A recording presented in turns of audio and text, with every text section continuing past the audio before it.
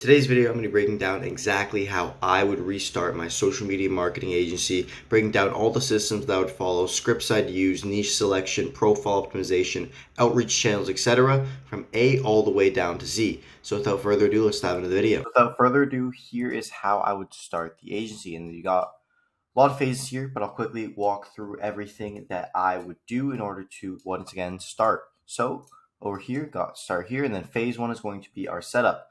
So dive way more in. Day one, the first thing that we're going to do on our first day, we got quite a bit to do, but the first thing is going to be niche selection. So we're going to write down the previous work experience that we may have had, hobbies, interests, anything we've done in our life. We're going to find one. We're going to pick one that we like based on the resonation of the market, right? I want you to make this decision super quickly. It just has to be a niche that you understand the sales process of. So when you get in contact with an owner in that niche, you're able to speak with them normally. Right? You don't need to put on a professional accent or do anything like that. You can speak with the person normally, because whether it's one person, 10 people, or 1,000 people on the line, Usain Bolt is going to win every time, and your competitive advantage is going to be that you understand what's going on in the niche better than everyone else. So write down those hobbies, pick one that you understand. On this day one as well, once we have our niche, we're going to dive into the outreach channel that we're actually going to be working from, and that is going to be finding the social platform that your niche congregates on. Pick an outreachable niche, right? If you have something like shrink wrapping where you can barely find anyone in the world that does it, it's going to be very hard to actually service. But most and every single niche that I've seen ever see success is going to be on either Facebook or Instagram. So you can use both of those to start, because when you're first starting, it is a leverage game. And to explain what I mean by leverage game, I'm going to go way out. I'm going to draw this board here. So typical means leverage is, you put in one and you get out 100, or you get out more than one, right? So I could phrase that in a different way. You get out more. It's more than one, or I'm not the math man. Okay. So once you do that, that's like leverage. That is the typical concept of leverage. And, if we look at it from that definition, things like cold email are going to be the best outreach, right? Because cold email, we put in one input, or we put in 7 inputs, 7 hours of our time, then we get out 600 emails a day, right? And we think, but right now, when we're getting our first client and we're in this phase one, we are in the business of, landing one client, landing 2 clients, landing 3 clients. So the goal isn't to blast out 600 people to only get 1 client, right? If you want to get 1 client, the leverage pyramid, which would, usually look a little bit like this, with cold email being at the very top, because you put it in the most, or you put in the least, you get out the most. It's going to be flipped on its head, and it's going to look a little bit more like this. And we see over here at the top is stuff. Do it up here at the top is stuff like walk-ins. Walk-ins are very high leverage activities. Cold call are very high activities, but I believe the highest activity and the highest leverage, even though it's on the middle of the actual board here, is the Instagram and Facebook outreach. Right, I'll explain why walk-ins is the most, because if you walk into a business, you have the high percent chance, if you're authentic, if you have good people skills, to actually close somebody. Thing is that it's very hard to do walk-ins compared to something like cold calling, right? But cold calling is very hard to do compared to doing something like Instagram and Facebook outreach. And this is the happy medium where you can send out one-to-one outreach while still creating personal connections and maintaining that leverage you have. And that is why Instagram and Facebook are the best outreach platforms to start. So what we're going to do is we're going to find where our niche congregates. It's either going to be Instagram or Facebook. It is going to be one of the two. To show you quickly how to find infinite leads on Facebook, if you ever wondered, quickly show you the strategy in order to do that, and I'll actually tie in with the lead scraping. So profile optimization. So we're going to make our profile look authentic and personable. Don't look like you run a marketing agency. Dylan Bowditch, this guy's an agency owner. He makes a lot of money running his agency, and I'll show you his profile because it is amazing for outreach. Right, we look here, we've got everything thrown down, images of himself, just very strong bio, really not promoting that he has a marketing agency too much. Now he does. When he didn't, or when he first started, he didn't have it that much, because when we're doing our outreach, we want to appear like a potential prospect to people. If we make ourselves, from the very jump, just super transparent with what we're doing, hey, I run X marketing agency to get you 30 appointments in 30 days or your money back guaranteed, they get pitched like that all the time. So they're not going to be interested in you, right? And that is why having this neutral profile that just makes you appear as a human is going to have you treated like a human and get you a lot more responses. So Once we have our profile down, our outreach channel down, it's time to do script creation. So full transparency, authentic selling, and we're going to be low in the hierarchy because our prospect is going to be all the way up here and we're going to be down here. So here is the actual script that I would use. So if I was servicing the soccer schools, for example, script I would use, hey, do you service all ages with your football club? Yes, no, we service X age, X age. And my pitch would be full transparency. I'm a 16-year-old in the process of starting my business. I was wondering if I could work for free to bring you more football players. If we see results, my evil intention is just a testimonial and a connection in the industry. Right, and that would be the actual pitch I go about doing because it seems very authentic and a lot of people are going to be willing to hear that out. And then also to finish off day one, I would do initial lead scraping. This is not required, but I would scrape 50 to 100 leads for the next day to make it easier. And as I mentioned, let me show you right here. Here's how you can find infinite leads on Facebook, no matter who you are, no matter what you're doing.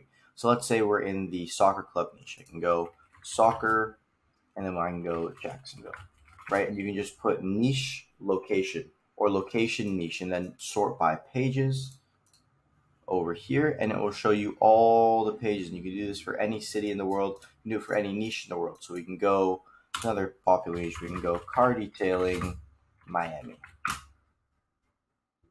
It'll do the same thing over and over again, showing the pages, and that's how you can scrape infinite leads on Facebook. On Instagram, I have lots of videos going through it. It's the search scraping and suggested scraping, but that is the premise of lead scraping there. So now we're going to be on to day 2. So day 2 is the phase where we're actually going to be gunning after our first free trial client, and it would be from day 2 to day 7. It wouldn't take any longer than this. We're going to do 100 outreaches, 50 per day, non-negotiable if you really want to see success. 100 new outreaches, under 5-minute response time to everyone that responds to us, and warm calling leads that answers, especially through Facebook. What that looks like if we were to reach out to, let's say, Team Miller, and we're working with Team Miller. I don't even know what these people do. This would not be what we want. So, car detailing, cool. Here you got a business. So let's say we're outreaching this person, they respond to us. A warm call would be to take this number right here and call this business. Right, and when we call this business, we can now go, hey, it's Alex from your Instagram DMs. We're just wondering if we'd like to continue the conversation where we left off. And that's going to have a way stronger selling angle and always going to be like a mini discovery call when you actually get in a call with the prospect doing that. And then that's what we're going to be doing in order to ensure success. 8 to 12 hours of outreach-related activities, whether that be responding, circulating, sending extra messages. It is the number one leverage thing we do. Building website, creating scripts, systems, it doesn't matter in comparison to outreach. That is the big needle that is going to move our project forward at this current time.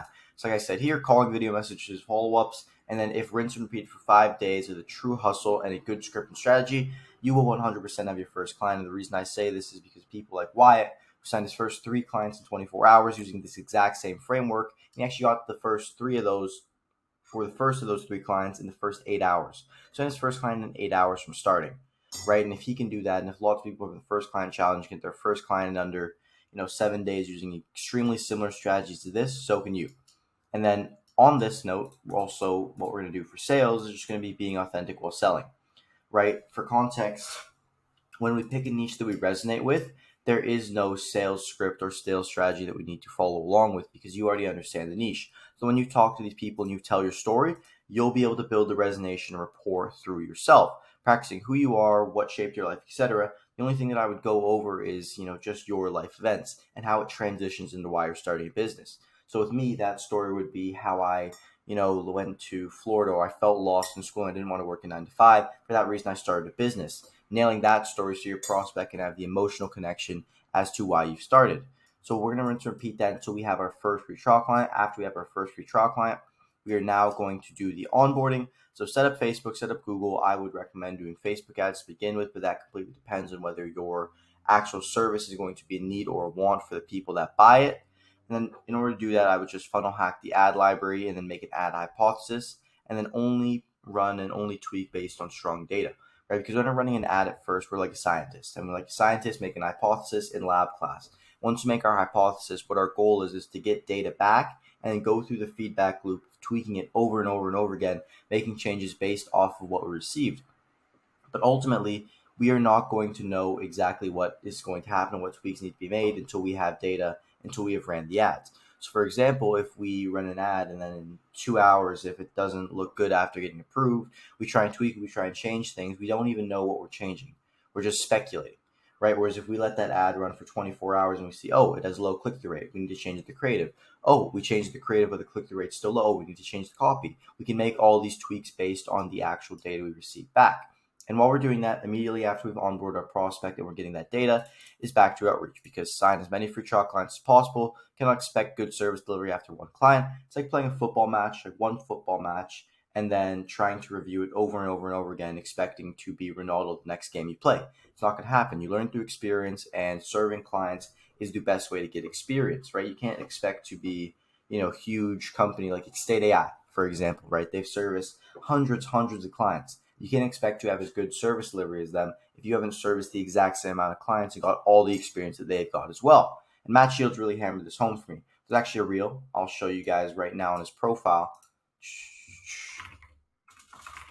Matt Shields.